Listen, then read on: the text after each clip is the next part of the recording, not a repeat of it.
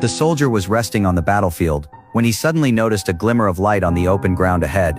He walked over out of curiosity to take a look and realized it was just a photo of a woman, thinking it might belong to one of his comrades. Paul casually put the photo into his pocket to take it with him, but at the moment he turned around, a shell suddenly exploded right where he had been resting. The massive blast knocked him unconscious instantly, and all of his comrades were killed in the explosion, while Paul survived, only because he picked up the photo. Looks like it saved you. From that day on, Paul seemed to become unusually lucky. Even when he was constantly under fire on the battlefield, he always managed to escape danger.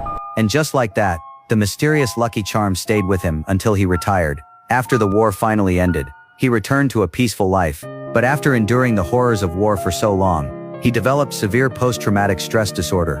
Even in his sleep, he would instinctively react as if under attack. Time to wake up!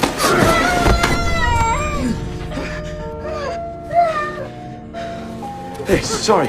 Tim. Sorry. Paul realized he could no longer live a normal life. Staying here would only trouble his sister and her family. As if guided by fate, he took out the lucky charm again and tracked down the city where the lighthouse in the photo was located. After walking 1,500 kilometers, Paul finally arrived at the white lighthouse in the photo. He held up the picture and asked people around the town, and eventually in a bar, he learned the identity of the woman in the photo. Beth Green runs a pet motel just outside of town there. Do you know her? Girl can't look like that in a town like this and not be known. Used to be married to a buddy of mine. What's it to you anyway? Oh, just do it, thanks, is all. Paul rushed over without hesitation.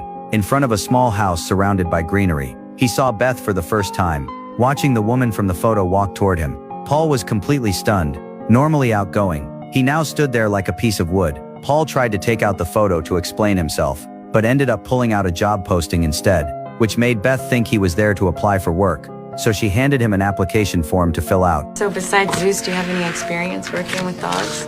I worked with some bomb dogs. Oh. So you were a And cop. Marine. Upon hearing the news, Beth's expression changed instantly. Painful memories flooded back uncontrollably, and when Paul mentioned he had walked 1,500 kilometers to get there, Beth completely gave up the idea of hiring him. In her eyes, no one would travel such a long distance just for a cleaning job. So Beth went to the backyard to find her grandmother and asked her to send Paul away. But before the grandmother could even approach Paul, a nearby puppy started barking first. Yet with just a simple gesture from Paul, the puppy obediently lay down. The grandmother, who had seen all kinds of people, could tell at a glance that Paul was a smart young man, and with his skilled dog training abilities, she made the decision on her own to hire him. How'd you get him to leave? I gave him the job. You what? Gotta hire somebody.